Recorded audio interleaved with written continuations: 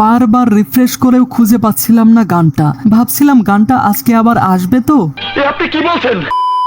ওকে, দীর্ঘ প্রতীক্ষার অবসান ঘটিয়ে মুক্তি পেল রকস্টারের দ্বিতীয় গান আমাকে উড়িয়ে দাও। তো চলুন দেখা যাক শাকিব খান তার হিটার্সদের কত দূর উড়িয়ে দিল।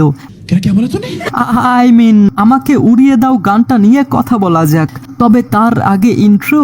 তো কেমন আছেন আপনি আর আপনার উনি? হাই, আমি জনি। চলুন শুরু করি।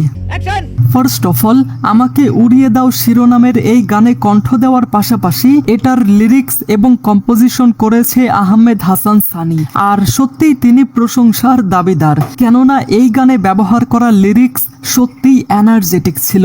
মোট কথা আহমেদ হাসান সানি পুরো ফাটিয়ে দিয়েছে। আর দেখুন, যেহেতু এটা একজন রকস্টারের কাহিনী নিয়ে নির্মিত সিনেমা, তাই আসলেই এমন একটা রকিং, স্টাইলিশ আর এনার্জেটিক গানের প্রয়োজন ছিল।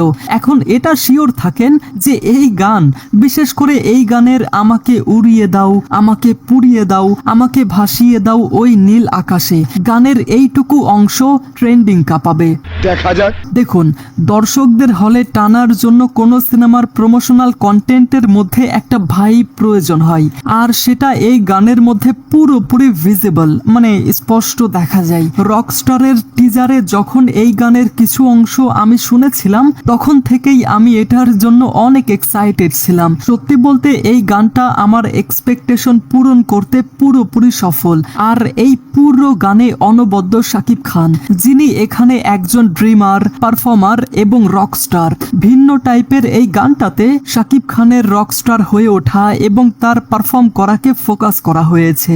যেখানে সিনেমার স্টোরি লাইনে গানটা তখন আসবে যখন শাকিব খান গ্লোবাল রকস্টার হয়নি, আর কয়েকজনকে মিলিয়ে সে একটা ব্যান্ড গঠন করবে, যেখানে মূলত তার সঙ্গে সাবিলা নূরকেও দেখা যাবে। আর এই স্ট্রাগলের সময়টাতে শাকিব খান কিভাবে নিজেই গান লেখে, পাশাপাশি তার ব্যান্ড মেম্বারদের সঙ্গে স্টেজে পারফর্ম করে এবং সোশ্যাল মিডিয়ার বদৌলতে তাদের গাওয়া আমাকে উড়িয়ে দাও গানটা গ্লোবালি পরিচিতি পায় বা ভাইরাল হয়ে যায়, এই সব কিছুই দেখানো হবে। তবে এই গানটার মধ্যে একটা সাসপেন্সও কিন্তু রাখা হয়েছে। কোনো একটা কারণে শাকিব খান হয়তো মীরা বা সাবিলা নূরকে খুঁজে পায় না, যার ফলে সে স্টেজে পারফর্ম করার সময় কনসেন্ট্রেট করতে পারে না। আর হ্যাঁ, আরো একটা কথা, এই গানে দেখানো হয়েছে যে তারা আলাদা আলাদা সিঙ্গিং ফেস্টিভ্যালেও অংশগ্রহণ করে, আর এটারই ধারাবাহিকতায় মূলত পরবর্তীতে শাকিব খানের আগুন ক্যারেক্টার গ্লোবালি রকস্টার হয়ে ওঠে। I C. আর এখন যদি বলি এই গানের ভিজুয়ালাইজেশনের কথা, তাহলে হ্যাঁ, এটা গতানুগতিক বাংলা সিনেমা বা শাকিব খানের কোনো সিনেমার গানের থেকে একেবারে আলাদা।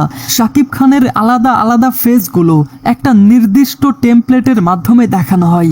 এছাড়া কয়েকটা সিকুয়েন্সে অনেক ক্রাউডের সামনে শাকিব খানকে পারফর্ম করতেও দেখা যায়। And guess what, it's really nice. মানে কেউ বলতে পারবে না যে এটা এআই। সত্যি বলতে বিগ স্ক্রিনে এই মিউজিক্যাল জার্নি দেখার জন্য আমি অনেক এক্সাইটেড।